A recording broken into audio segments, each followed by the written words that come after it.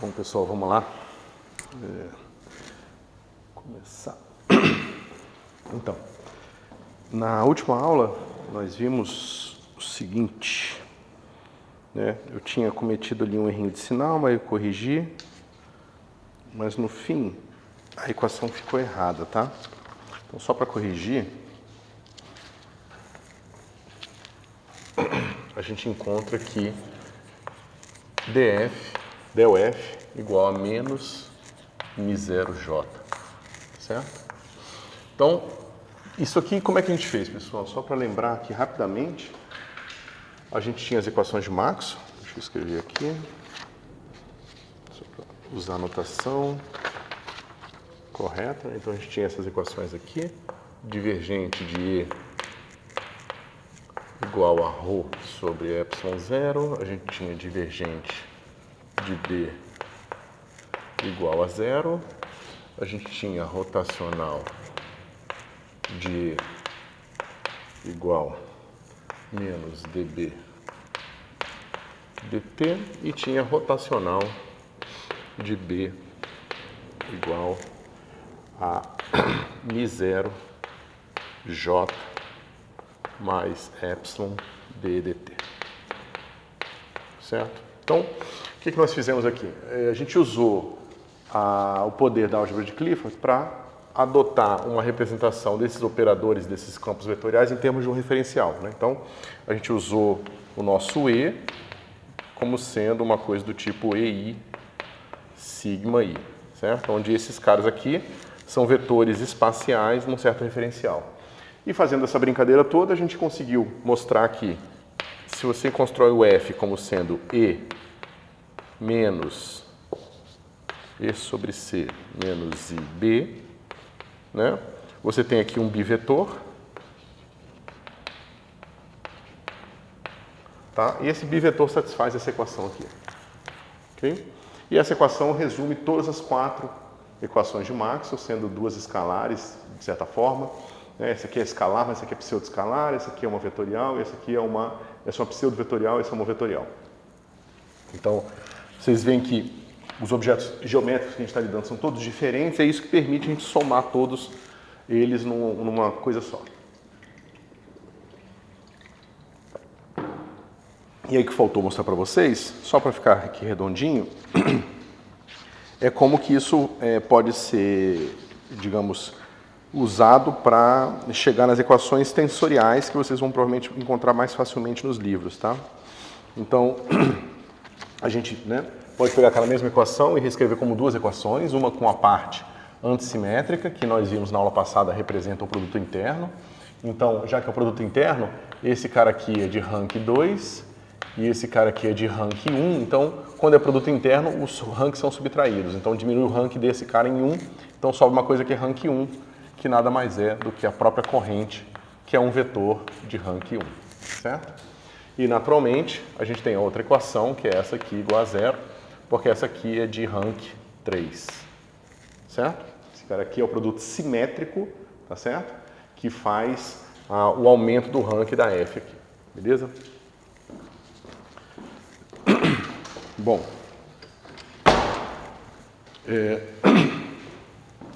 para nós podermos transformar essa primeira equação aqui numa equação que a gente está habituado, né, talvez um pouco mais habituados, a gente tem que entender como é que funciona o produto interno nessa circunstância, tá certo? Então, eu vou fazer aqui o detalhezinho para vocês, que ficou meio confuso na outra aula, então eu vou fazer explicitamente aqui a conta, tá? Depois eu vou passar uns exercícios desse tipo de conta aqui para vocês treinarem um pouco. Então, a gente quer saber o seguinte, a gente tem aqui um bivetor e uma componente do bivetor você pode pensar como sendo um elemento desse tipo, tá certo? Veja, aqui não é mais um bivetor espacial ou temporal, né? Aqui tem qualquer coisa, então Mi pode ser qualquer número de 0 a 3 e aqui de Ni também de 0 a 3. Isso vem do fato de que esse cara aqui envolve tempo e espaço e esse cara é espaço e espaço, mas a soma dos dois envolve todas as componentes, certo? Bom, a gente sabe que esse negócio aqui é dado por Emi menos Ni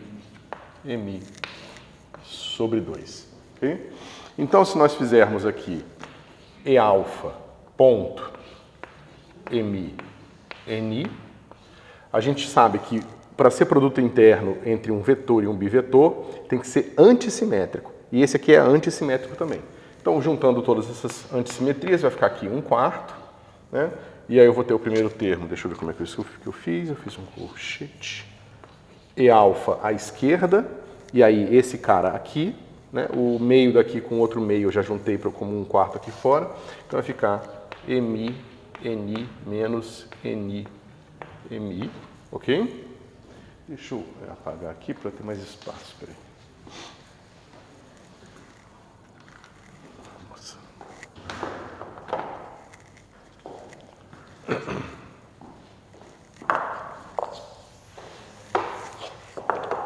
Então, como é a parte antissimétrica, então tem que ser um menos aqui, aí repete, mi, ni menos ni, mi é alfa, certo? O truque agora é você pegar essa expressão e colecionar os caras que tem o alfa junto de cada um dos outros dois índices. Então eu tenho alfa perto de mi e eu vou ter alfa perto de ni, tá? Então eu vou botar aqui 1/4, abre parênteses, vai encontrar assim, ó, e alfa, e mi, e ni, tá certo? Qual outro termo que tem alfa perto de ni? É perto de mi. Então vai ser esse com esse cara aqui, ó. Vai ficar assim, menos, e vai ficar e, ni, e, mi, e, alfa. Já vou te explicar por que eu quero os que estão próximos, tá? Então, esse cara aqui vai ter o alfa perto de ni, então eu vou botar mais e, mi, e, ni, e, alfa, que é o alfa perto de ni, e eu vou ter um alfa perto de ni aqui com menos. Menos e alfa, e, ni, e, mi. Ok? Alguma dúvida até aqui, pessoal? As contas tensoriais vistas do ponto de vista algébrico são sempre assim, contas de permutação, tá certo? Você vai permutando os elementos e vê o que acontece. Bom, aqui a gente pode usar o seguinte resultado, quer dizer, a seguinte expressão. Nós sabemos que E alfa e mi é igual a E mi com menos E alfa mais E mi E alfa, certo? Desculpa, faltou um 2 aqui, cadê o... Ah, tá aqui. Mais 2 vezes E mi E alfa. Tá claro para todo mundo? Isso aqui é só a definição do produto interno, só que eu desdobrei ela aqui para escrever o alfa mi como termos de mi alfa, tá certo? Então eu posso fazer o seguinte, ó.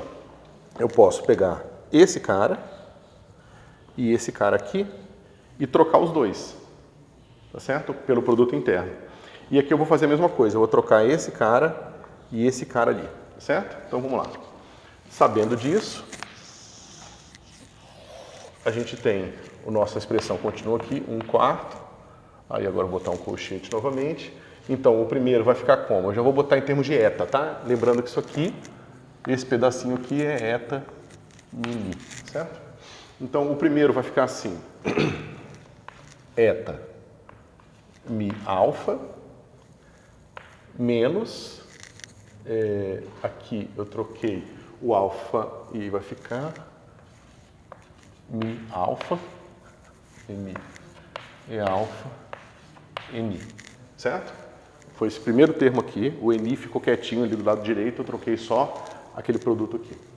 Aqui eu vou ter o seguinte, eu vou ter ni, aí aqui o mesmo eta, tá certo?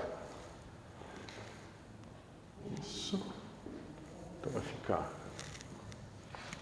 eta mini, peraí, eu acho que vai dar errado, eu fiz diferente da outra vez, mas bom, vamos lá. Menos, eu estou trocando esse termo aqui, então vai ficar alfa ni. Ok.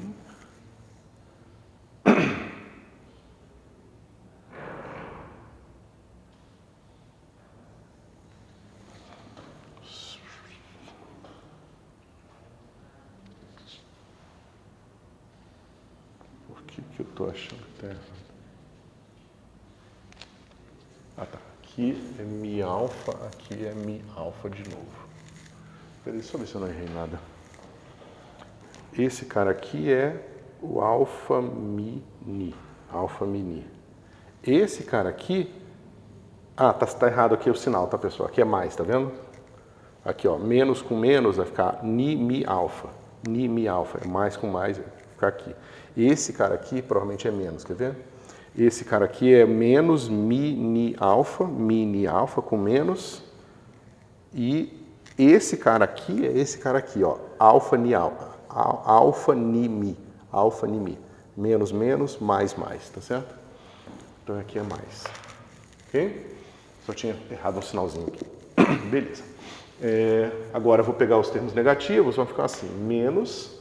Esse cara aqui eu vou fazer a mesma brincadeira, eu vou deixar o mi quietinho e vou fazer a permutação desse cara aqui. Então vai ficar eta mi alfa menos e alfa e ni, né?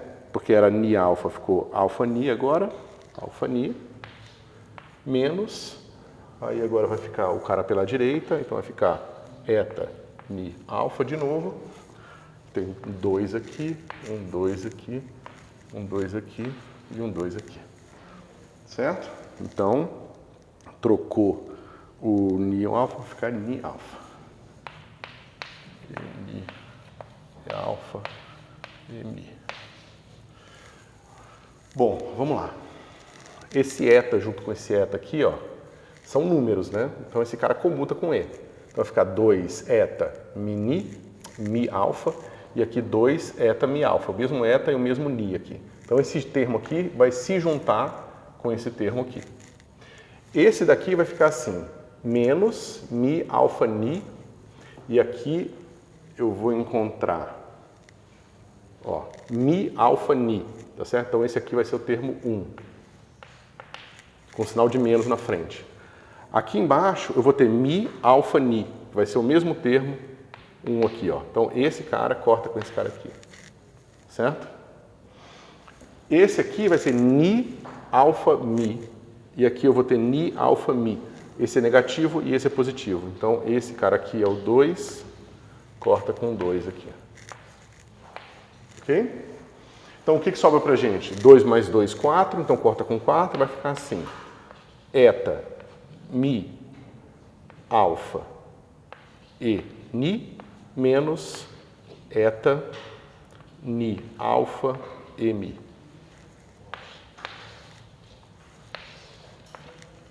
Ok? É assim que a gente faz o produto interno entre um vetor e um bivetor, qualquer, ok? E por que isso aqui é útil para a gente? Se eu faço mais um produto aqui com beta, agora como é que vai ficar? Ou seja, vai ficar assim, ó, e beta, produto, e alfa, produto, e mi, e ni. Então, esse cara a gente acabou de calcular, ele está aqui, certo? Então, o produto com beta vai dar o produto de E beta com Ni, que vai ser eta beta ni, e o outro vai ser beta mi, tá certo? Então vai ficar assim. Eta mi alfa, eta ni beta, menos eta ni alfa, eta mi beta. Ok? Bom, agora a gente sabe, né? A gente quer fazer de forma que esse cara, que a gente está escrevendo aqui, ó, né? Quando a gente aplicar assim, E beta, E alfa no F, a gente quer que isso aqui seja componente F alfa beta, certo? Que é a projeção. Agora, se isso, para que isso seja verdade, o que eu preciso fazer aqui? Eu multiplico dos dois lados por F mini primeiro, tá certo? Então, eu quero que isso aqui seja verdade. Vamos ver o que a gente precisa fazer. Então, eu vou multiplicar dos dois lados por F mini. Então, vai ficar assim, E beta, ponto, E alfa, ponto. Aí vai ficar assim, E mi, E ni, F mini. F' é um número, tá? São os componentes de um tensor. Então, eu só multipliquei aqui dos dois lados. O lado direito vai ficar como? Veja, quando eu pegar o F aqui, esse cara sobe e vira Mi, alfa, e esse cara sobe e vira beta. Então, vai ficar assim. F é alfa, beta. Mas quando esse cara contrair com esse aqui, o primeiro índice, que é o Mi, contrai e sobe beta. Então, vai ficar menos F, beta, alfa. Tá certo? Beleza. Mas esse F é antissimétrico, a gente sabe disso, porque ele está contraído com uma coisa antissimétrica. Qualquer parte simétrica aqui é irrelevante.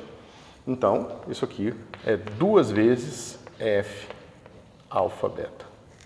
Certo?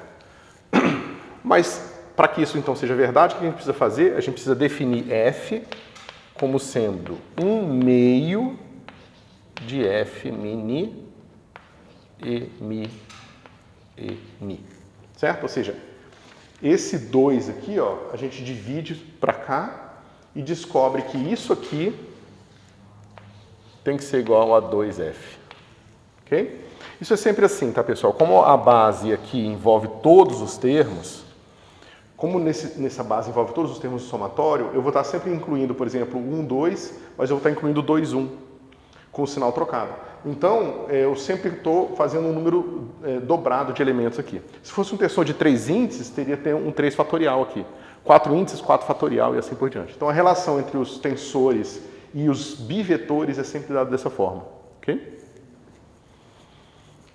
Bom, sabendo disso, agora fica fácil a gente fazer o que a gente queria, né? Que é encontrar as equações em termos de componentes de tensores.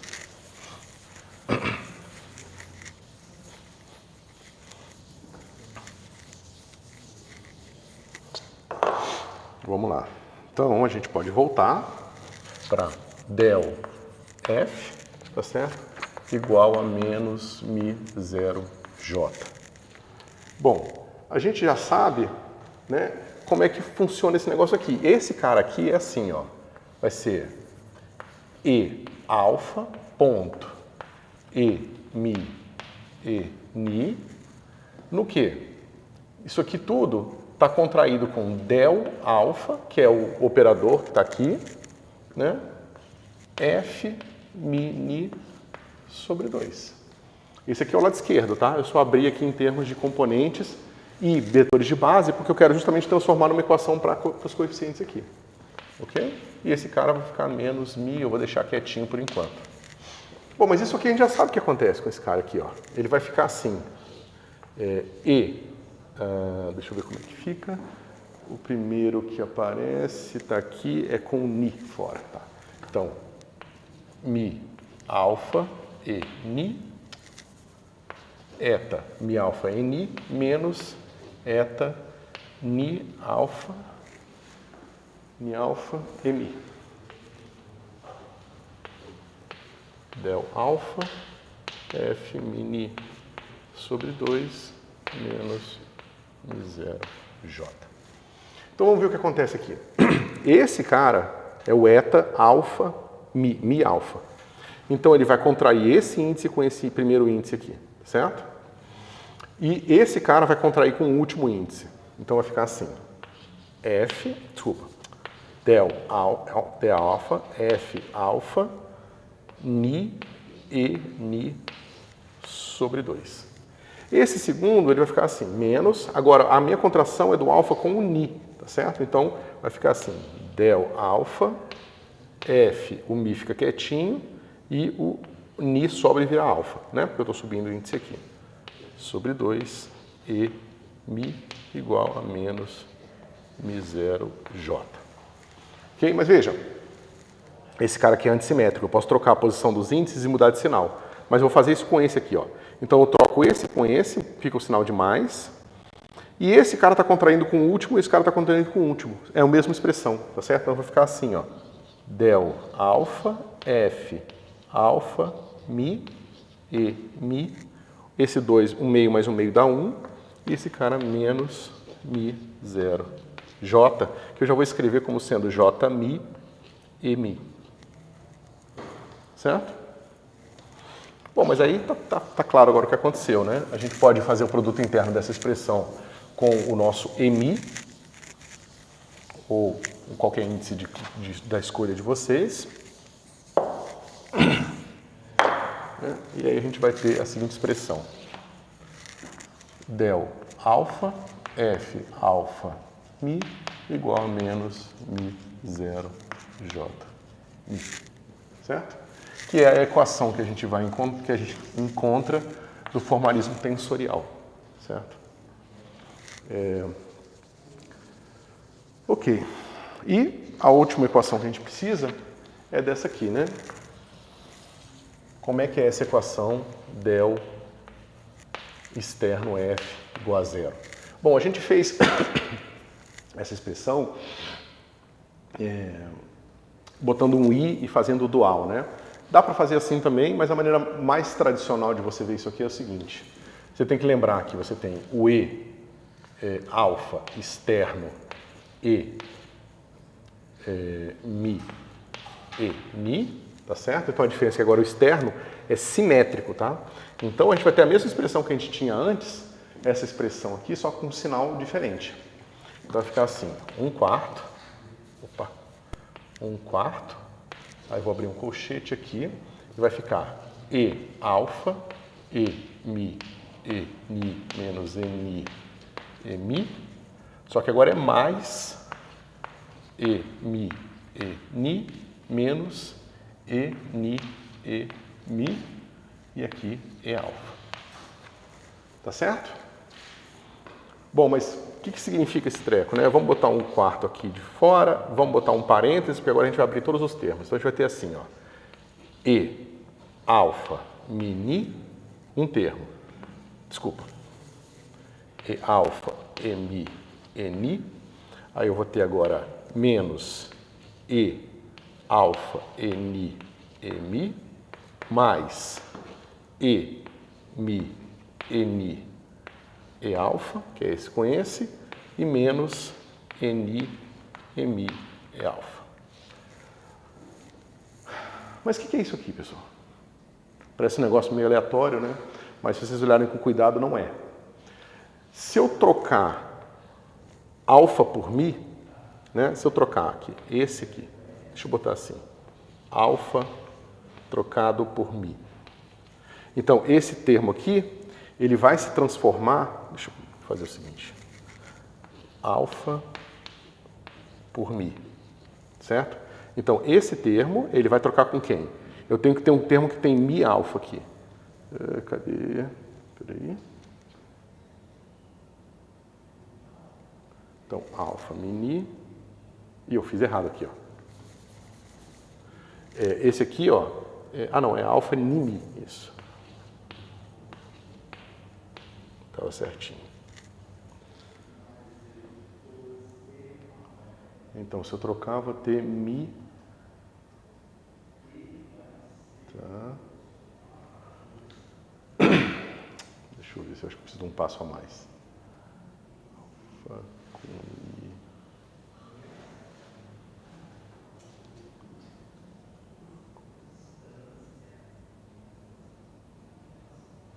Por que tá? É porque a gente pode reduzir todos a um monte de etas, né?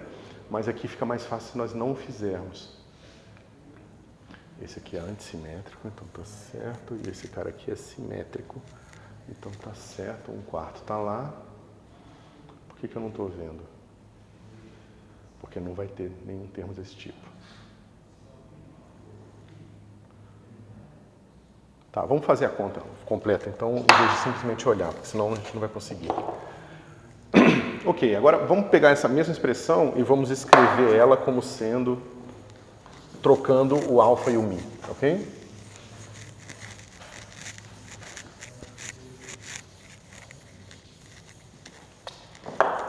Então vai ficar assim, 1/4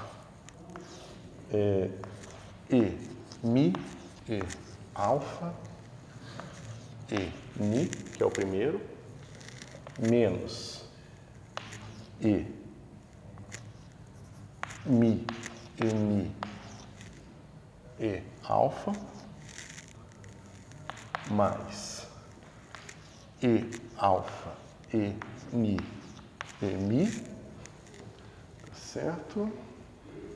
Isso, menos ni, mi e alfa, ok?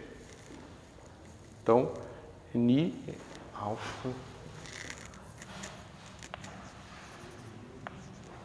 mi, ok? Então, tá, esse termo aqui, ó, ele estava aqui, com sinal de menos, tá vendo? Então, vou botar aqui termo 1. Ele está, esse alfa ni mi, ele está aqui. Ok?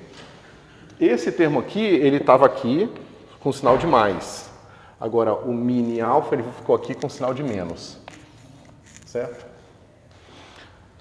Esse termo aqui, alfa mi ni, ele não tem mais lá, e né, os termos aqui aparentemente não coincidem mais, certo?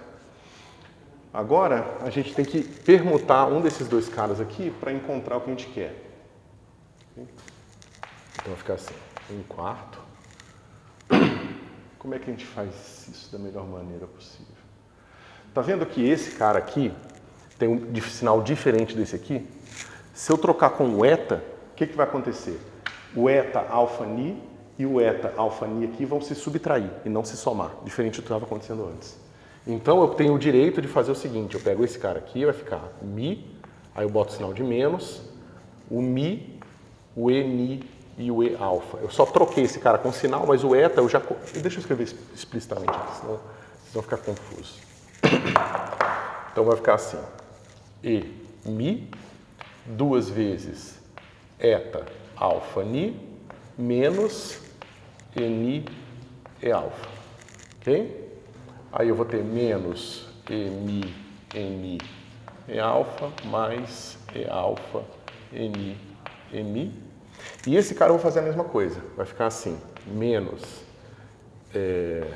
2 eta alfa ni, que é esse cara com esse cara aqui, menos e alfa e ni, certo? E o meu e mi aqui do lado direito. Okay? Então vamos lá. E mi 2 vezes eta alfa ni, e mi 2 vezes eta alfa mi. Então esse cara corta com esse cara aqui, certo? Então o que sobra pra gente? Vai ficar assim, 1/4.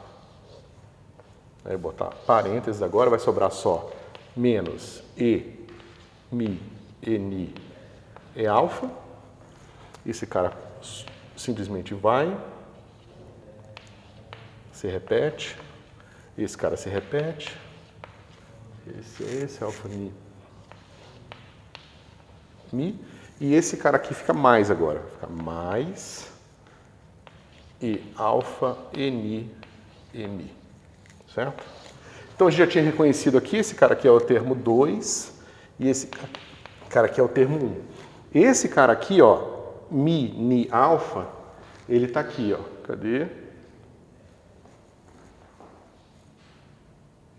Fiz errado aqui. Esse cara é mi, ni, alfa, não tá certo, mi, ni, alfa.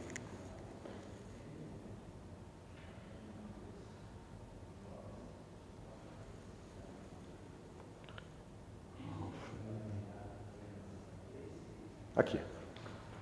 Esse aqui, ó, alfa, mi, ni, é o 3. Ele parece com... O que estou errando aqui? Peraí, pessoal. Esse menos com menos ficou mais.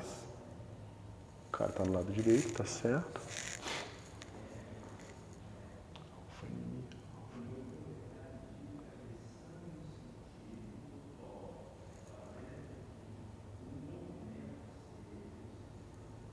Peraí, que eu estou fazendo uma besteira. Mi alfa, ni alfa.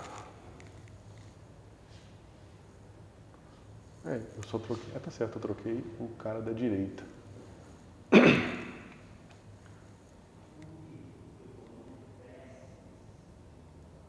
Dá para fazer assim também.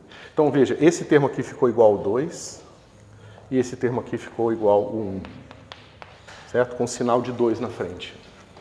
Se eu voltar aqui e fizer a mesma coisa, esse cara aqui, quando eu trocar, vai cortar com esse cara aqui, tá certo? esse termo que sobrar vai ficar igual a esse, e esse termo que sobrar vai ficar igual a esse aqui. Tá certo? Então, basicamente, o que a gente está mostrando, né? Ou seja, eu posso pegar essa expressão aqui e vou fazer a mesma coisa. Então, se eu troco aqui o mi e o ni, tá certo? E esse cara que eu troco o mi e o ni, é esse que eu quero? Ou o mi e o alfa? Isso. Se eu troco o mi e o alfa e o mi e o alfa aqui, o que vai acontecer?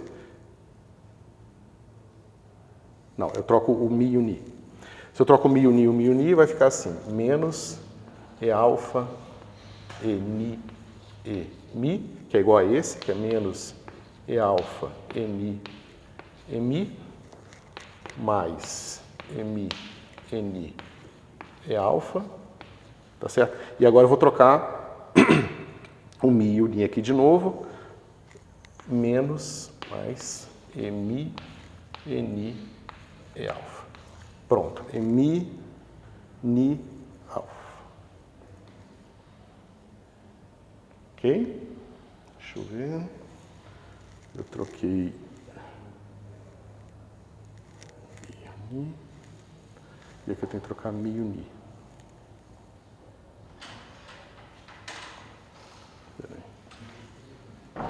Toda vez que eu resolvo fazer um negócio que eu não botei nas minhas notas, eu me ferro. Deixa eu ver. Mini alfa, alfa nimi. Então, se eu quero que esse fique igual a esse, eu preciso trocar o mi e o ni. Não, eu quero que esse... Tá, eu fiz besteira aqui. Eu já sei onde eu errei.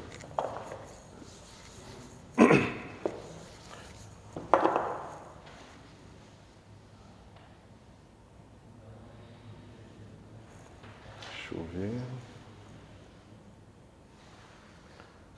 Alfa. Se eu quero que esse fique igual a esse, eu preciso fazer aqui. Eu troco esse cara aqui, né? Se eu trocar esse cara aqui,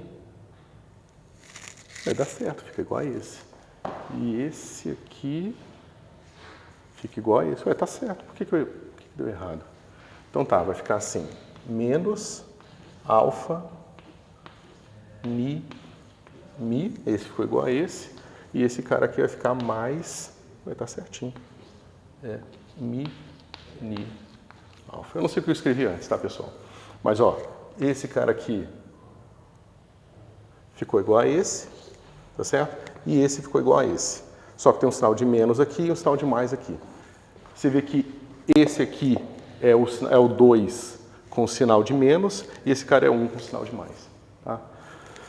Desculpa a confusão, é isso. Então, o que eu estou mostrando, pessoal? Que se eu pego essa expressão aqui e eu troco o mi com alfa, eu ganho um sinal de menos na frente. Mas se eu trocasse alfa e ni, eu já sei que eu ganharia se eu trocar esses dois, eu ganho menos na frente. Se eu trocar esses dois, eu ganho menos na frente. Então, eu estou mostrando que essa expressão é totalmente antissimétrica. Tá certo? Por causa disso, tanto faz a ordem que eu faço aquele produto. Aquele produto é associativo. Ok? Então, é fácil você se convencer que aquilo ali vai ser igual a alfa, mi, ni. Eu não preciso mais colocar aqui o parênteses, porque eu sei que esse cara aqui é associativo, porque eu posso sair trocando a posição desses caras aqui à vontade. Mas por que eu estou fazendo tudo isso, pessoal? Porque eu quero calcular esse cara. Mas esse cara, se eu usar essa brincadeira, vai ficar assim, ó. Alfa, mi, ni, f, del. Alfa, f, mi, ni. Certo? Isso aqui tem que ser igual a 0. Ok? Mas basicamente eu estou falando é que o meu tensor totalmente antissimetrizado aqui é igual a 0. Tá certo?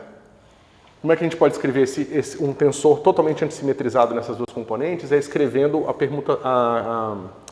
a variação cíclica dos índices, tá? Então vai ficar assim, del alfa f mi mais.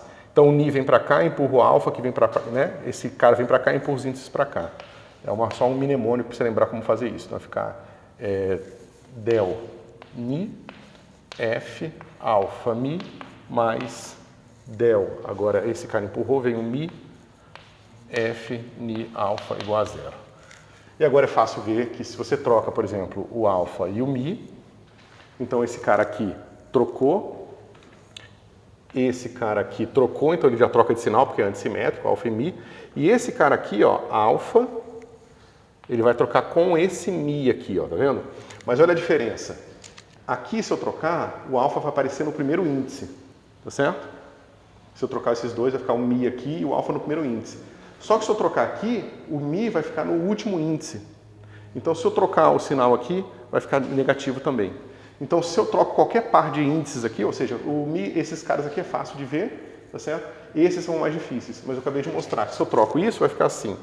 Del é mi f alfa ni mais, aí já boto menos aqui, del ni f mi alfa, que eu troquei o alfa e o mi, mais del alfa f ni mi igual a zero, certo?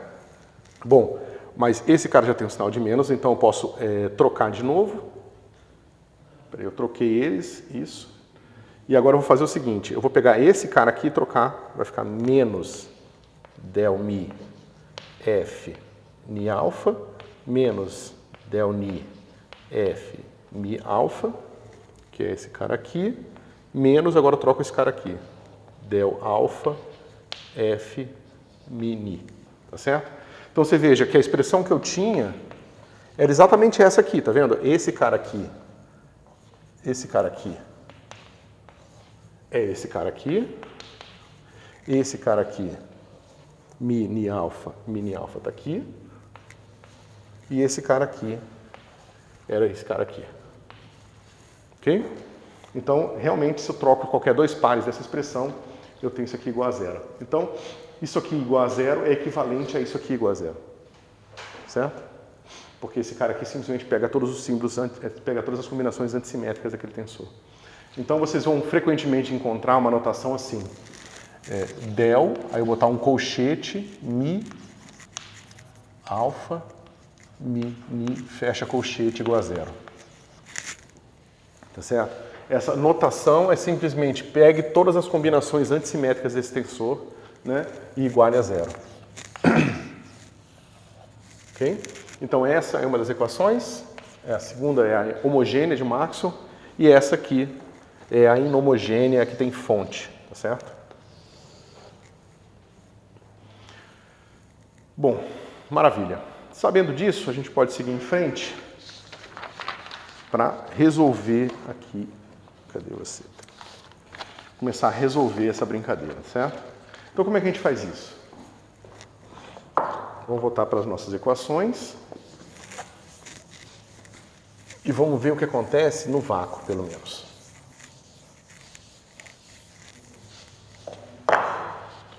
Bom, então eu tenho o seguinte, eu tenho del f igual a menos mi 0 j, certo? Se eu multiplico pela esquerda pelo del, o que eu vou encontrar? Vou encontrar del 2f igual a menos mi 0 del j. Ok? Mas o que é isso aqui? Né? A gente já fez essa conta. Esse cara aqui vai ser o D'Alembertiano. Esse cara aqui vai ser del 2, vai ser 1 menos 1 sobre C2 del T2 mais Laplaciano. Certo? Mas veja, parece que eu estou resolvendo um problema de uma função, de um problema de onda aqui. Certo? Primeira coisa. O que isso diz respeito a essa equação aqui do lado? O que essa expressão aqui diz para o lado direito? Esse cara aqui é um escalar, porque ele virou simplesmente um operador diferencial que não tem mais nenhum E aqui dentro. Então isso aqui é um bivetor, esse cara aqui é um de rank 2. Rank 2. Só que esse cara, eu posso escrever assim, del J vai ser igual a produto interno desse cara, mais produto externo. Esse cara tem rank 0, porque ele é um escalar, é o divergente de um vetor. E esse cara aqui tem rank 2. Mas, sabendo disso, essa equação aqui está dizendo para a gente que divergente de J é igual a 0. Tá certo? Então, isso aqui é a mesma coisa que acontece na relatividade geral. Você aplica as identidades de Bianchi na sua equação e descobre que o tensor energia-momento tem que ser conservado. Ou tem que ser conservado não, tem que satisfazer uma divergência igual a 0. Aqui é a mesma coisa. As equações de Maxwell, elas requerem uma corrente conservada. Lembra, a gente fez essa conta lá atrás e mostrou que essa divergência de J igual a 0 mostra pra gente aquele negócio, né? Que dt da integral do J0, né? d3x vai ser igual à integral do J escalar dA. Talvez tenha um sinal errado aí, né? Ou seja, qualquer quantidade de carga no seu volume V varia no tempo de acordo com a quantidade de carga que entra e sai. Então não tem carga sendo criada nem carga sendo destruída. Dentro de um certo volume, a variação no tempo da quantidade de carga dentro do volume é a quantidade de carga que entrou menos a quantidade de carga que saiu, que é o que estava aparecendo no lado direito, tá certo? Então isso aqui é a conservação da carga. Então o eletromagnetismo é uma teoria geométrica para uma curvatura, esse cara aqui é uma curvatura, que implica que a quantidade de carga elétrica é conservada. Da mesma forma, conservada mesmo. De uma forma similar, a gravitação funciona assim, é uma curvatura, tá certo? Que as identidades de Bianchi mostram que o tensor energia-momento satisfaz uma divergência igual a 0. Não é exatamente mais uma conservação, mas é alguma coisa próxima disso aqui, certo? Bom, então sobra o que pra gente?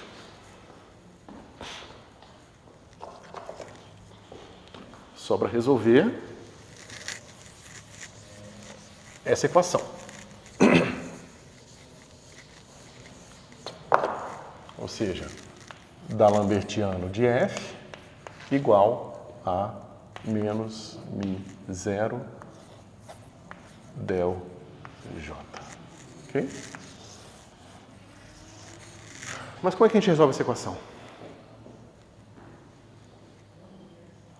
Com a maneira mais simples, mesmo que ainda muito teórica de resolver ela, é você descobrir um operador D'Alembertiano inverso, tal que D'Alembertiano inverso, D'Alembertiano é a identidade, e D'Alembertiano inverso é igual a identidade.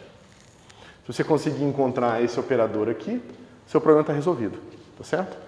E a gente vai precisar disso para estudar o problema da carga, né, emitindo ondas eletromagnéticas, e depois da carga acelerada emitindo ondas eletromagnéticas.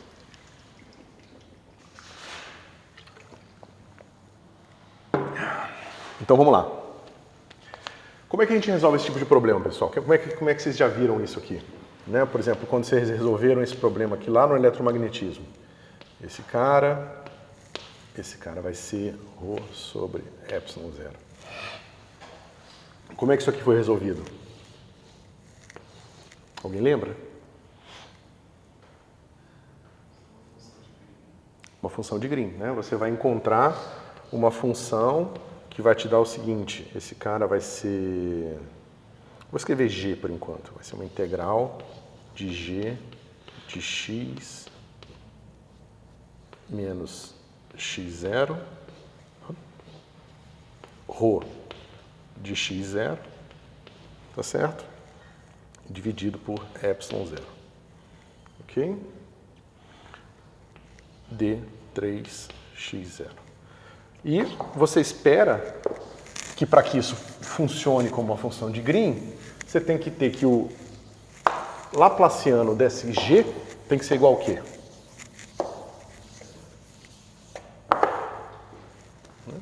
Se eu quero que esse cara aqui resolva esse problema, então eu aplico o laplaciano no meu V. Eu vou encontrar que isso aqui vai ser integral no volume do laplaciano de g, de x menos x0, tá certo? E esse cara é ρ de x0 sobre ε0 d3x. Então isso aqui tem que ser igual a quanto, pessoal? né? Tem que botar um menos aqui. Menos esse cara aqui tem que ser igual a quanto? Isso. Então eu quero exigir que esse cara aqui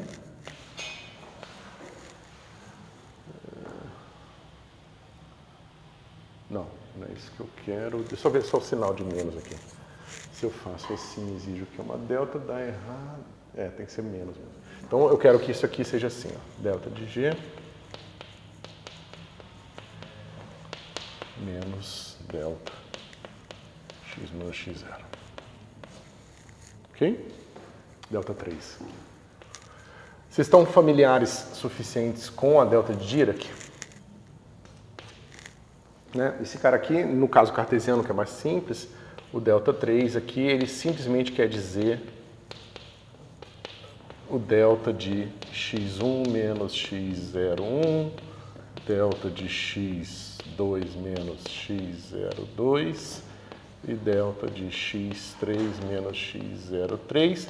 Se você quiser trabalhar em coordenadas curvilíneas gerais ou coordenadas esféricas, esse negócio aqui fica mais complicado, mas se vocês sabem as propriedades da função delta de Dirac, esse negócio aqui é simples de obter. É simples não, né? Mas é direto. Bom, então se a gente quiser resolver o mesmo problema aqui, o que a gente precisa? Qual é a diferença agora?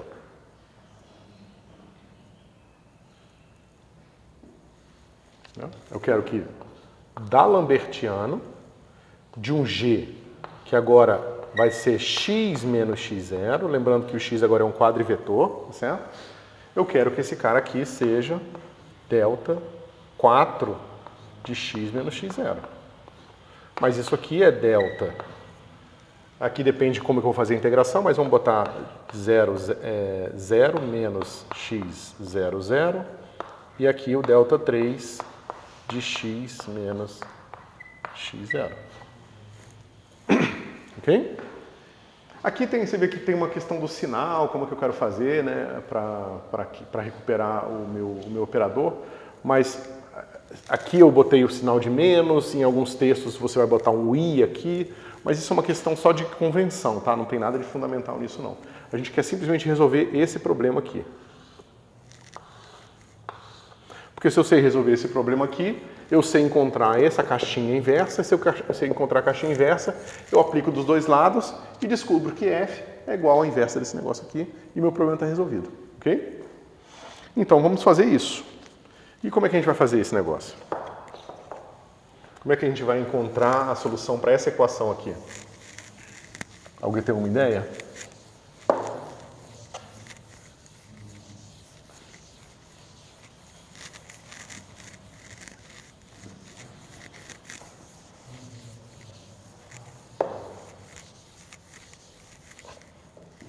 Como é que vocês resolveriam esse problema?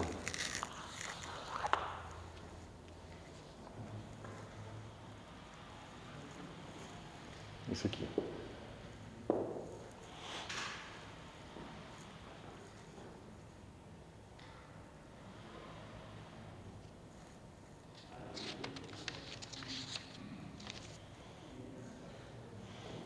Quando que esse operador aqui é mais simples, né? Se eu quiser pensar assim, Laplaciano de psi igual a lambda psi. Se eu quiser encontrar aqui minhas autofunções, certo? Posso pensar que esse cara é assim, ó. D2 dx2 de psi mais D2 dy2 de psi, ou vou chamar de x, vou chamar de y mesmo, mais D2 psi dz2 igual a lambda psi. Certo? Quero ver esse problema de autovetores e autovalores aqui. Bom, mas a gente usa aquela método de separação de variáveis, né? Eu pego um psi aqui, escrevo como um psi que só depende de x, um psi que só depende de y e um psi que só depende de z. E essa minha expressão, eu divido ela toda por psi e vai ficar assim, ó. Psi x, duas linhas, sobre psi x, mais psi y, duas linhas, sobre psi y, mais psi z, duas linhas, sobre psi z. Agora um pouco de cuidado com o que eu estou fazendo.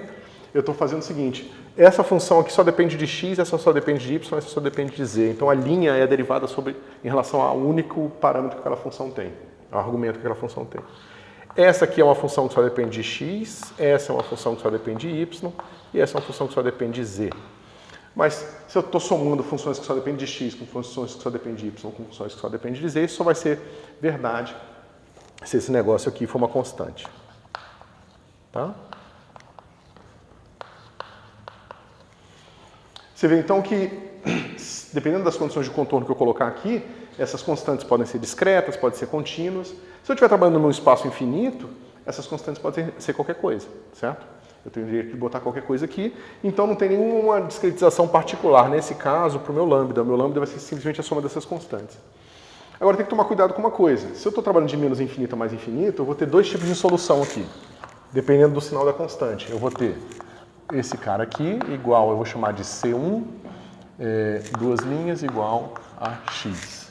Esse negócio vai ser o seguinte, vai ser que se x vai ser igual a exponencial de raiz de C1 mais vezes x, né? E botar aqui um alfa mais alfa menos exponencial de menos raiz de cx, né? Melhor. Cx, tá? Vezes x aqui. Isso aqui está claro que eu tenho essas duas soluções, né? A solução dessa equação desse tipo aqui é senos e cossenos, ou senos e cossenos hiperbólicos, tá certo? Ou exponenciais. Se o meu cx for menor que zero, são senos e cossenos, certo? Se o meu cx for maior que zero, é seno hiperbólico e cosseno hiperbólico. Qual que eu posso escolher para resolver o meu problema?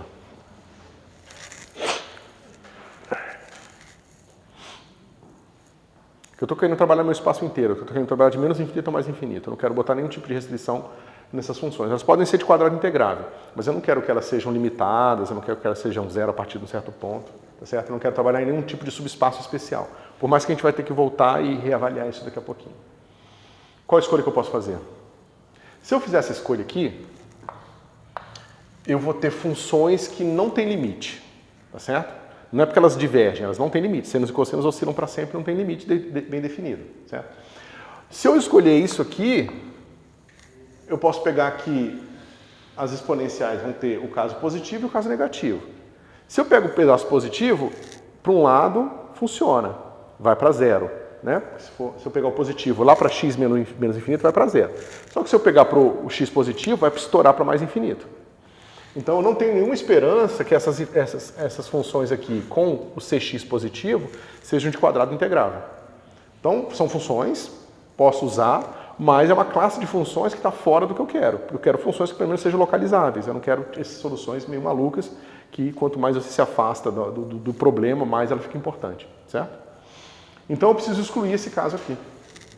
Eu tiro essas funções das minhas soluções. Por que eu estou mostrando isso para vocês, pessoal? Porque quando a gente resolve esse tipo de problema com função de Green, fica muito difícil de você entender aonde aquilo ali vale e para que tipo de função vale. E por muitas vezes você aplica aquela solução de função de Green para certas condições iniciais que, em princípio, estariam excluídas pelas hipóteses que você fez anteriormente. Então é bom você saber os passos dados justamente para entender qual é a classe de função relevante para o trabalho que você está fazendo. Ok? Então eu vou escolher esses caras aqui e vou ver se eu consigo me virar e definir de alguma forma essas integrais dessas ondas planas, tá certo? Bom, vocês já viram isso, a integral da onda plana, da onda delta Dirac? Nunca viram, né? Porque assim, quando você faz isso de menos L a L é fácil, dar uma delta Dirac é fácil de calcular. Agora, quando é de menos infinito a mais infinito, aí a gente tem que fazer umas hipóteses adicionais e pensar com cuidado o que está acontecendo. Então, o que eu quero mostrar para vocês, pessoal?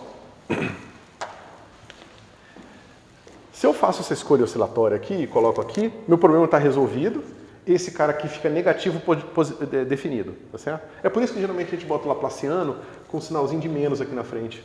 Porque ele sozinho é um operador negativo definido. Mas como a gente gosta de trabalhar com coisas positivas definidas, a gente trabalha com esses caras aqui assim, certo? Por isso que aparece esse menos aqui também, bom, tanto faz. No nosso problema, a gente vai ter essa decomposição aqui das funções no espaço e no tempo, tá certo? Então você vê que o nosso problema é pior ainda, porque aqui, pelo menos, eu posso pensar mais facilmente no que está acontecendo, dizendo que essa função está no infinito, indo para zero, a minha função está localizada. Agora, quando eu tenho o tempo aqui, o que significa a mesma coisa? Ou seja, dizer que a função vai para zero no infinito, ou seja, que a coisa desaparece quando o tempo passa, não faz sentido. Ou que ela não existia quando era muito no passado. Então, o significado do contorno no infinito fica bastante diferente quando você lida com espaço e quando você lida com tempo. Porque o significado da coisa muda bastante. Aqui vale pensar lá no começo do curso, um pouco de certa forma, artificialidade da geometria do espaço-tempo. A gente construiu toda a nossa geometria do espaço-tempo a partir da geometria tridimensional. E aí a gente impôs a finitude e o fato de que a velocidade da luz é uma velocidade máxima para construir o espaço-tempo. Mas esse espaço-tempo é sempre remontando o que se dá para medir num referencial. Tá certo? E por que eu estou falando isso? Porque essa questão do tempo desses operadores no passado e no futuro, elas precisam ser lidadas no momento em que você percebe que sua geometria mistura tempo e espaço. Ou seja, num referencial eu só tenho espaço, coordenadas que são meramente espaciais, no outro referencial vira coordenadas de espaço e de tempo, certo? Bom, então tá. Eu quero trabalhar com essas funções aqui, eu quero esse cara, ele vai ser uma coisa do tipo exponencial de ikx. Então eu já botei aqui um k, tá certo? Porque esse k aqui vai representar o meu cx negativo aqui, tá certo? Então eu já botei um cx, basicamente eu estou escolhendo cx igual a menos k ao quadrado para um k maior que zero, certo? Então eu vou para um k qualquer, ok? O k pode ser maior ou menor que zero. Então eu obtenho esse negócio aqui. Bom, se eu faço isso, eu tenho essas duas soluções e varia o meu k de menos infinito a mais infinito, eu tenho a mesma base que eu tinha aqui, ok?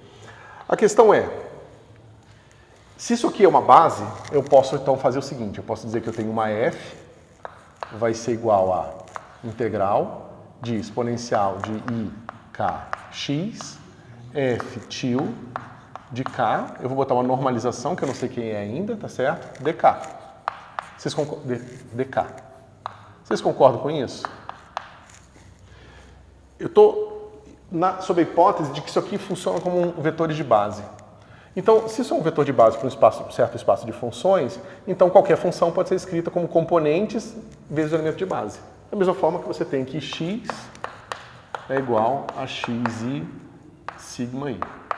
Certo? É o mesmo princípio que eu aplico aqui. Ok? Mas se isso é uma base, eu preciso primeiro que essa base seja ortonormal, né?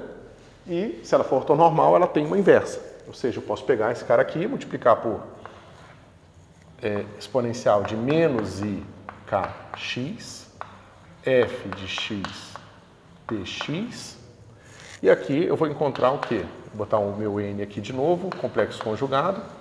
Aqui vai ficar módulo da normalização ao quadrado, integral de exponencial, deixa eu botar a integral dupla aqui já, exponencial. Aí tinha, aqui tem que ser k',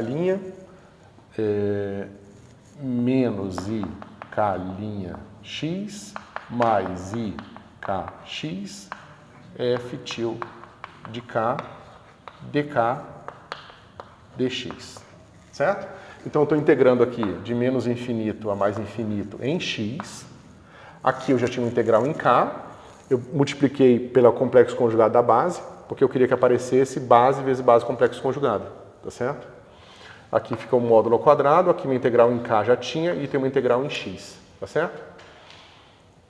Bom, novamente, fazendo uma hipótese de que eu posso trocar a ordem de integração ali, que essas coisas são bem definidas, então o que eu vou ter? Eu vou ter no lado direito assim, módulo de n quadrado, integral, aí eu troquei a ordem, então vai ficar em dx primeiro, então a minha integral aqui no meio vai ficar assim, integral, peraí, isso, integral em dx primeiro, aqui eu multipliquei por k, então vai ficar exponencial de ix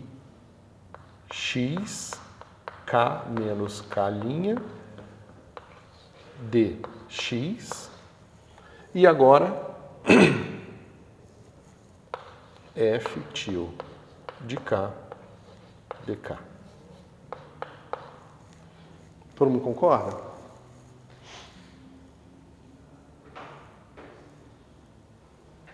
Fiz nada demais, tá? Peguei essa primeira expressão, supus que eu posso fazer uma decomposição de f nessa base. Se essa base é ortonormal, eu posso multiplicar pelo complexo conjugado dela e integrar para ter o produto interno da base. Então, foi o que eu fiz aqui, certo? Se essas coisas estão bem definidas o suficiente, e isso aí é um curso inteiro de análise para entender por que essas coisas são ou não são bem definidas, eu posso trocar a ordem de integração aqui e encontrar essa integral em x primeiro. A vantagem é que isso aqui não depende de x, então essa integral eu posso fazer separadamente. Agora, a minha esperança é que essa integral dê uma delta de Dirac de k, k'. Porque se der uma, quer dizer, ela precisa dar uma delta de Dirac de k, k' para eu poder encontrar aqui meu f de k e encontrar a inversa dessa expressão aqui. Certo? Então a gente precisa lidar com esse tipo de integral aqui. Ok? E é o que a gente vai fazer agora.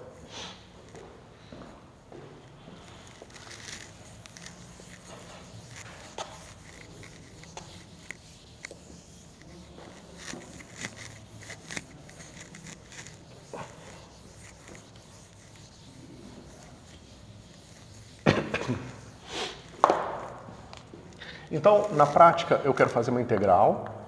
Eu vou botar um regularizador aqui de k e vai ser igual integral de menos infinito a mais infinito de exponencial de i k x. Eu estou querendo fazer uma integral em x, tá?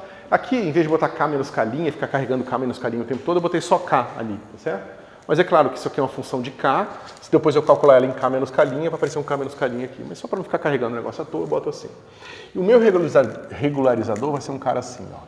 Epsilon módulo de x. Tá certo?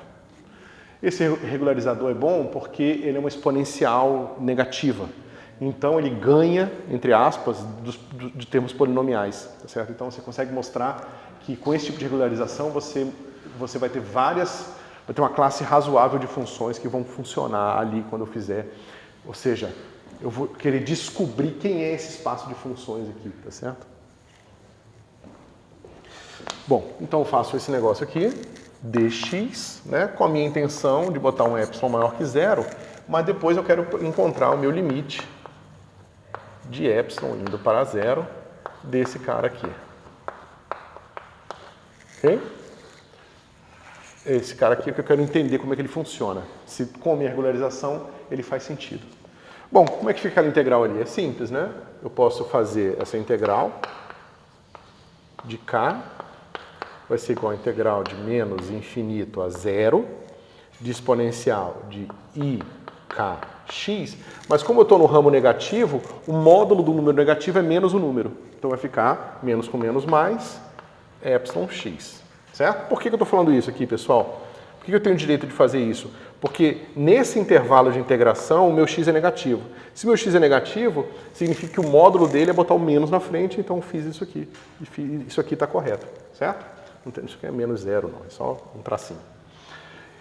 E eu separo no outro pedaço da minha integral, que vai ficar a integral de zero a infinito agora, de exponencial de ikx, tá certo? Mas eu estou pegando o módulo do número que é positivo, é simplesmente um número. Então fica menos epsilon x dx.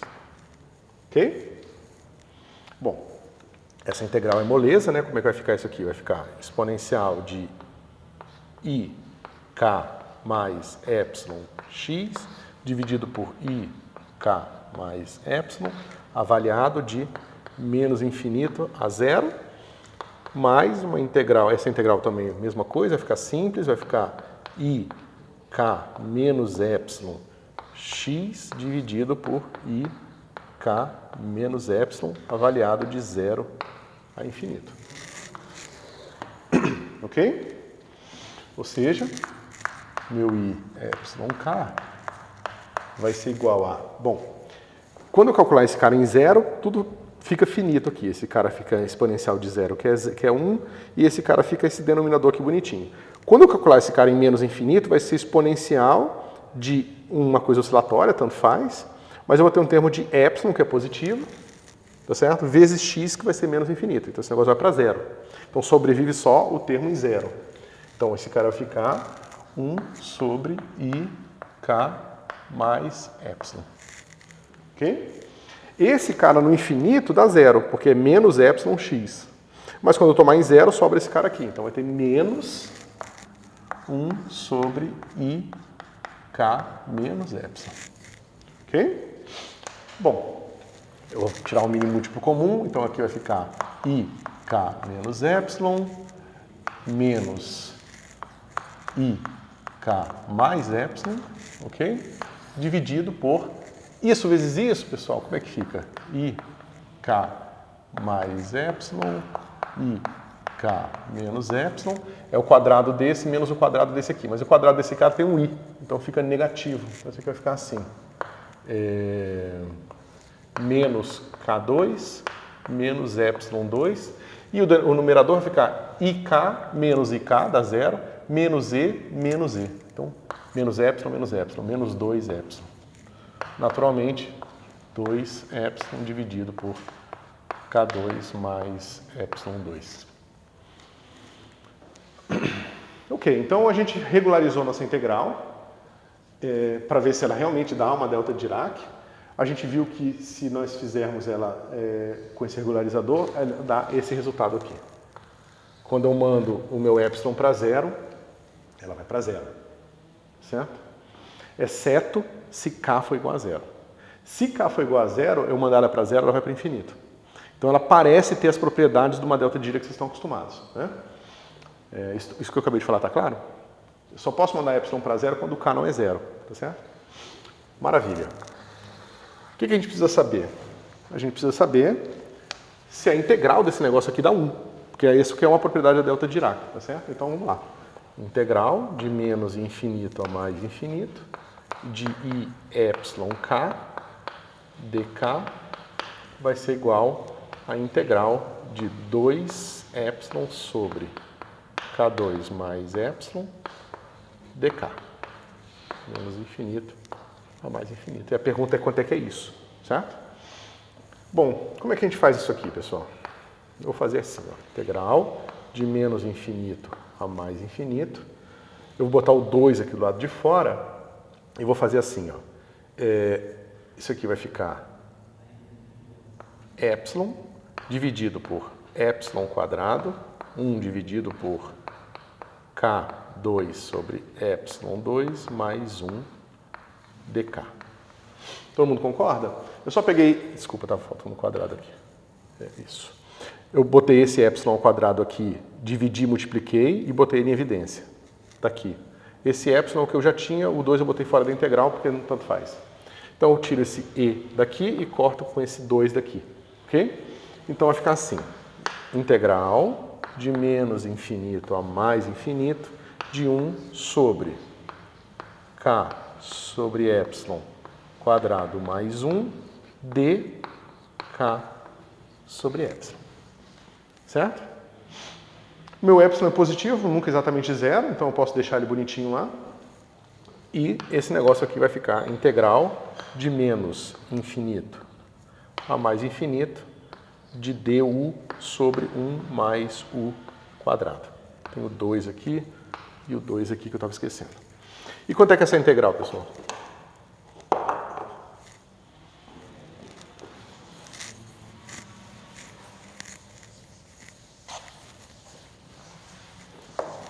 Alguém lembra?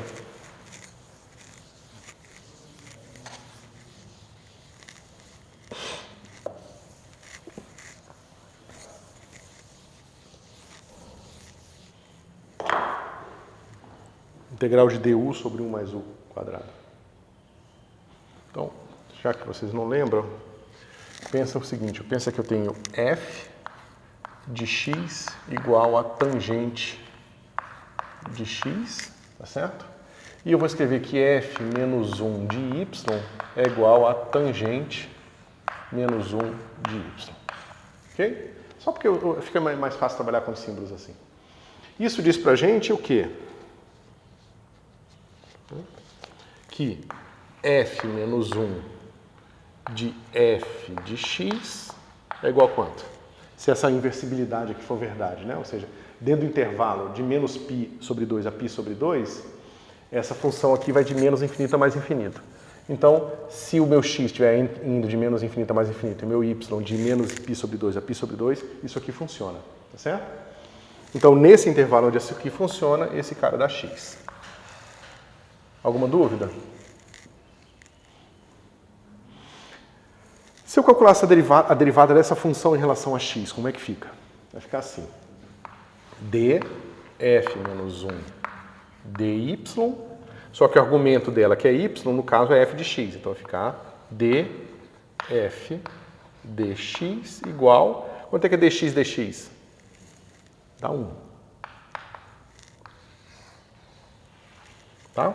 Então, se eu sei a derivada da f, eu sei a derivada da f menos 1. Mas quem é a derivada da f? Quem é df dx? Derivada de tangente, né? Vai ficar assim, derivada de dx de seno de x sobre cosseno de x. Esse negócio aqui, a derivada do seno é cosseno. Então, esse primeiro termo vai ficar assim, 1. A derivada do cosseno no denominador dá menos 1 sobre cosseno quadrado vezes a derivada de cosseno. Só que a derivada de cosseno é menos seno. Então, tem o menos da derivada do denominador com o menos do cosseno que virou seno, fica mais. Vai ficar mais. Só que eu já tinha um seno lá em cima, então vai ficar seno quadrado de x dividido por cosseno quadrado de x. Certo? Bom, mas isso aqui é 1 mais tangente quadrado de x. Certo? Ok, mas isso aqui é igual a 1 mais f de x ao quadrado. Certo? Derivada de f é igual a 1 mais f quadrado.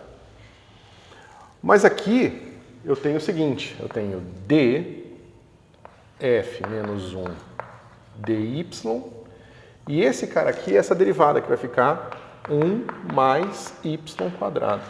Porque o argumento dele que eu estou chamando de y é igual a f. E a derivada da f é igual a 1 mais f quadrado. Então aqui é 1 mais y quadrado, esse cara aqui é igual a 1. Ok? Portanto, derivada da inversa da tangente em relação ao seu argumento é igual a 1 sobre 1 mais y quadrado. Tá? Então isso aqui é só porque às vezes a gente esquece esses truques, aí vale a pena a gente relembrar. Bom, sabendo disso, olha que beleza.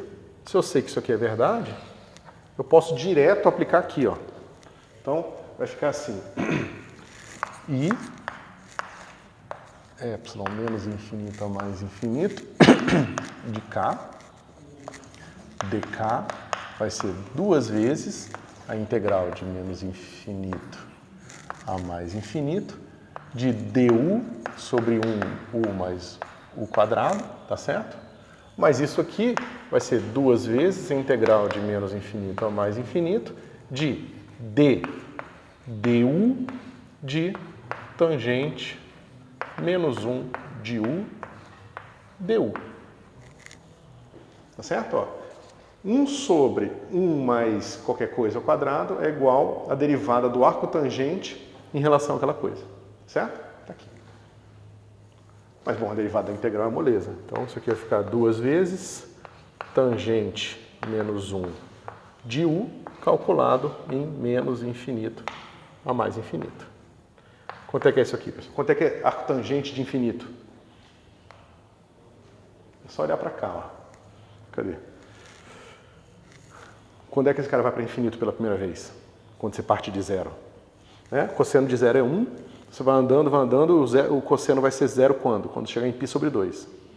Então, em π sobre 2, esse cara aqui é positivo. Então, está dividindo 1 por 0. Esse negócio vai se aproximando de infinito. Então, o limite infinito é onde o nosso argumento vai para π sobre 2. E a mesma coisa acontece em menos π sobre 2 é menos infinito. Então, isso aqui vai ser 2 vezes π sobre 2 menos o arco tangente em menos infinito, que é menos π sobre 2, mas isso aqui nada mais é do que 2π. E esse é o maledeto 2π que aparece o tempo todo nas deltas de Dirac, certo? Se você fizer essa conta, eu fiz para vocês no caso da gaussiana, eu acho que não sei se eu fiz nesse curso, mas fiz em outro curso, a gaussiana também aparece o 2π, por razões totalmente diferentes dessa, né? Bom, então, o que acontece aqui? Deixa eu até manter esse treco.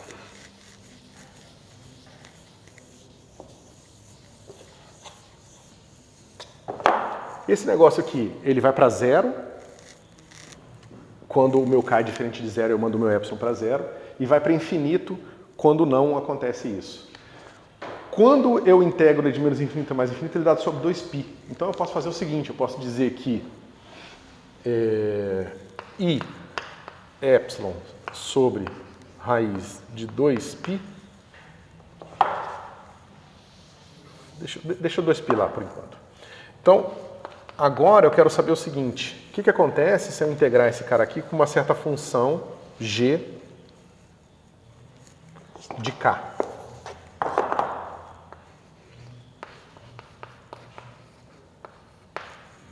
Menos infinito a mais infinito. Bom, eu posso expressar novamente o que eu tenho aqui em termos da minha regularização, menos infinito a mais infinito, eu tenho aquele resultado ali, vai ficar assim. 2 epsilon dividido por K2 mais epsilon 2 G de K dK. A minha esperança é que esse negócio dê G de zero, tá certo? Como é que isso aí vai dar G de zero? Vamos ver.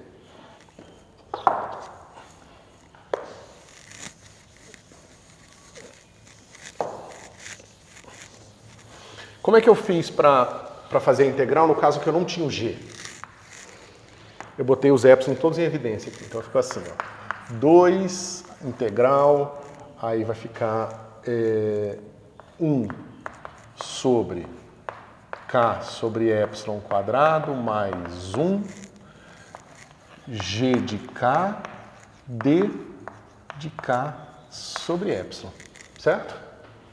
A diferença é que antes eu não tinha esse G aqui, agora eu tenho o G. Se eu faço uma troca de variável, como eu fiz antes, eu falo que U é igual a K sobre epsilon, o que vai acontecer? Vai ficar assim, ó. 2 vezes integral de 1 sobre U quadrado mais 1, G de quê? K é igual a epsilon U, du. Só que eu quero o quê, pessoal? Eu quero o limite desse negócio aqui, eventualmente. O que acontece quando o limite desse cara, quando o epsilon vai para zero?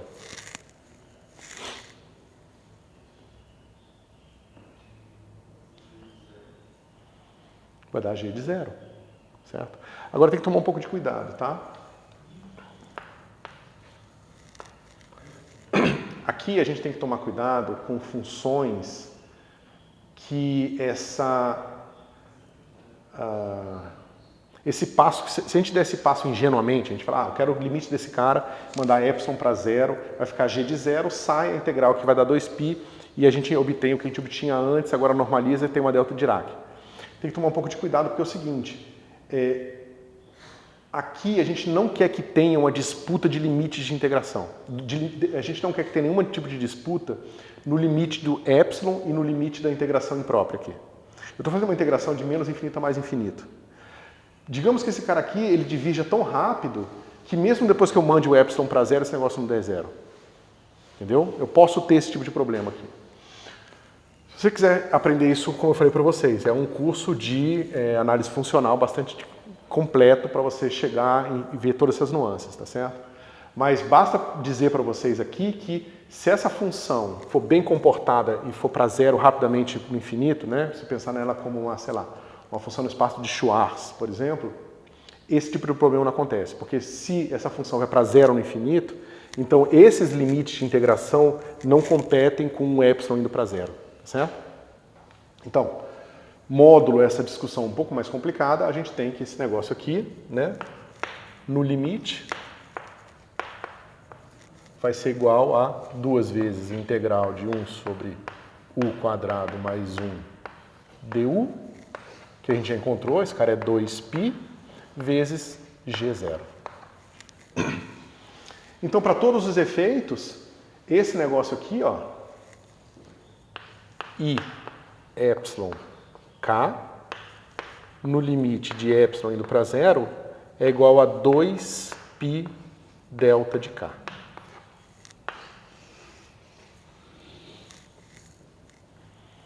Certo? Isso tudo para mostrar por que aparece 2π, tá, pessoal? Quer dizer, tô brincando, na verdade, para mostrar esse monte de coisa. E também que a normalização é 2π. Deixa eu ver, 10 minutos. Bom, sabendo disso, o que eu tinha lá atrás?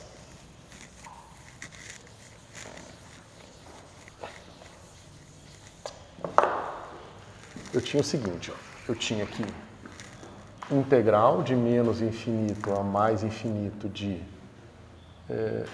n estrela exponencial de... Peraí, foi isso que eu fiz, foi n estrela i menos i k' x, f de x, dx, isso vai ser igual ao quê? Deixa eu escrever todos os passos aqui, porque senão eu vou esquecer. Então vou errar. Vai ficar assim. F de x vai ser igual a uma normalização integral de exponencial de i k x f til de k dk. Tá certo? A gente está interessado só em ver direitinho essa normalização aqui. Vai ser basicamente raiz de π, 1 sobre raiz de π sobre 2. Mas a gente vê aqui os passos novamente. Então eu vou integrar aqui pelo... Eu vou simplesmente multiplicar por exponencial contrário aqui, né? Exponencial n til menos i k' x. E vou integrar em f de x. E esse negócio aqui vai dar módulo de n quadrado, integral... Eu tenho integral em x primeiro, menos infinito a mais infinito, de exponencial de menos i k' x, e eu tenho integral de menos infinito a mais infinito, de exponencial de i k x f til de k dk, tá certo? E dx. Tá certo? Bom, aí, como eu falei para vocês, dado todas essas hipóteses que precisam ser pensadas sobre a convergência dessas coisas, eu posso trocar a minha ordem de integração. Esse cara vai ficar n quadrado, integral de menos infinito a mais infinito em k primeiro, e faço a de x primeiro. Então, integral de menos infinito a mais infinito, de exponencial de i x k menos k', tá certo? Dx, e esse cara aqui vai ficar f til de k dk. Bom, mas isso aqui dá quanto? A gente acabou de fazer a conta, né? Esse negócio aqui vai dar 2π delta de k menos k'. Tá certo? Mas quanto é que é a integral desse cara? Né? A integral da delta de Dirac vezes esse cara aqui é o próprio cara em k', né? Vai ficar assim. Módulo de n quadrado vezes 2π f til de k. Tá certo? Mas o lado esquerdo já é a decomposição da f na base. Tá? Então o que eu preciso? Eu preciso que isso aqui seja igual a 1. Se eu botar esse cara aqui igual a 1, então esse cara é simplesmente a decomposição de f na base. Então, eu tenho que... E aí a gente escolhe a fase mais óbvia, que é n igual a 1 sobre raiz de 2π. Ok? Ok. Bom, sabendo disso tudo agora, nós estamos prontos para entender que tem todas essas limitações aqui, tá certo? E que a gente precisa agora fazer o quê? Pegar o nosso g de x menos x0 e escrever como sendo o quê? Uma certa integral de exponencial de i kx, agora isso aqui é um produto interno entre dois quadrivetores, tá certo? E esse cara aqui dá um g til de k. Opa, x menos x0. E o que isso me adianta? dk. Eu boto aqui a decomposição de Fourier nas 4 dimensões, nos 3 espaciais e na temporal. Eu simplesmente estou fazendo a mesma coisa que eu estava fazendo antes, só que eu estou fazendo agora para uma função de 4 variáveis. Certo? Uma mesma decomposição em base, inspirada no quê? No fato de que o laplaciano agindo sobre esse cara dá um negócio simples, porque simplesmente vai derrubar o k 2 vezes. Tá certo? Aqui no caso quadridimensional também vai ser similar, né? Como é que fica kx? Se vocês lembrarem da métrica de Minkowski, isso aqui vai ficar menos k0 x0 mais kx. Ok? Bom, tem o i ali. Se eu diferenciar, se eu aplicar agora o laplaciano no meu g, de x menos x0, o que vai... Aqui, desculpa. Raiz de π, de 2π, a quarta. Porque eu tenho 4 caras aqui. 4 ondas planas, né? Então, eu preciso de um termo de raiz de 2π para cada uma delas. Bom, dito isso, como é que vai ficar o laplaciano da minha função de Green? O laplaciano vai entrar aqui na minha integral. Como é que fica o laplaciano desse negócio aqui?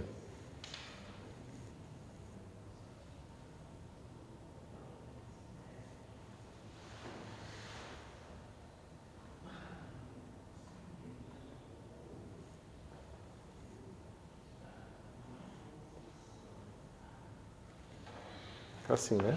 Menos k0 quadrado mais k ao quadrado g til de k. Aqui faltou exponencial. Deixa eu botar.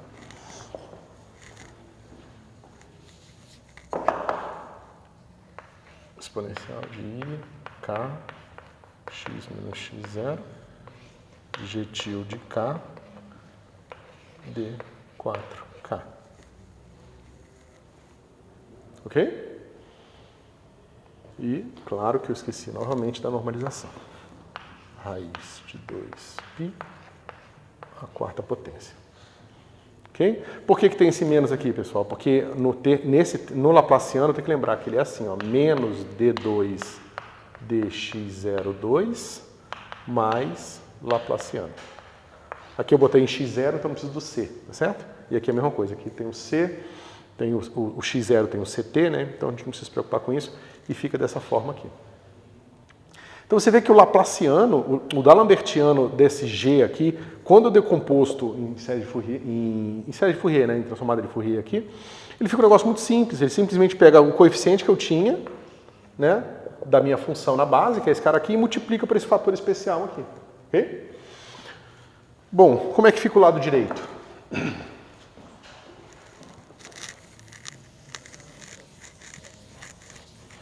Lembra, a gente quer resolver d'Alembertiano de g de x menos x0 igual a delta 4 de x menos x0. Certo? Mas o delta 4, a gente já viu como é que pode fazer. X menos x0. Como é que a gente pode escrever isso aqui?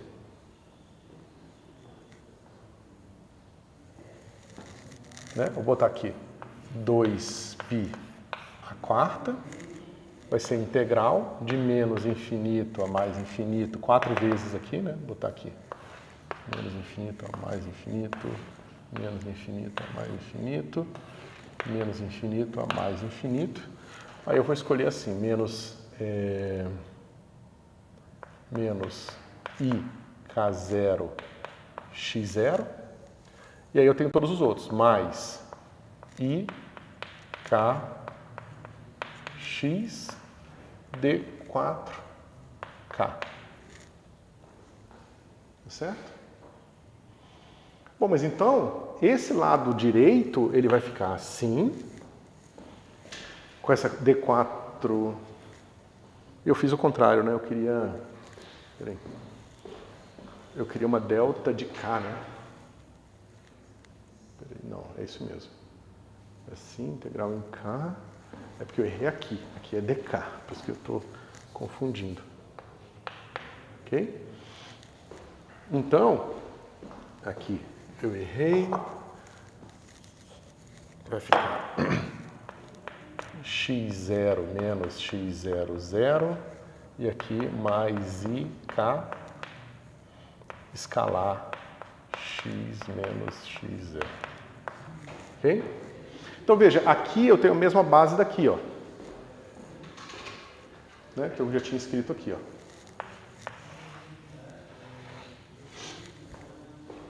A mesma expressão daqui. Ok? Então eu vou ter uma coisa assim, ó. Integral, agora em 4 dimensões, de menos k0 quadrado mais k módulo quadrado g-til, né? Aqui, deixa eu só ver os fatores. Aqui tá. Aqui é 2π a quarta mesmo, cada um tem um fator de 2π. Isso. Então eu quero igualar os dois.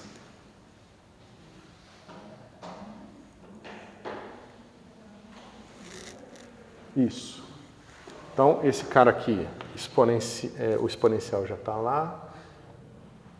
Vai ficar menos raiz de 2π a quarta. Fecha aqui. De exponencial de ikx d4k igual a zero. Certo? Então, eu peguei esse cara aqui, que é o que eu já tinha.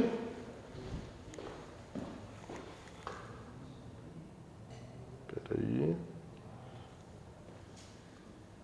Isso.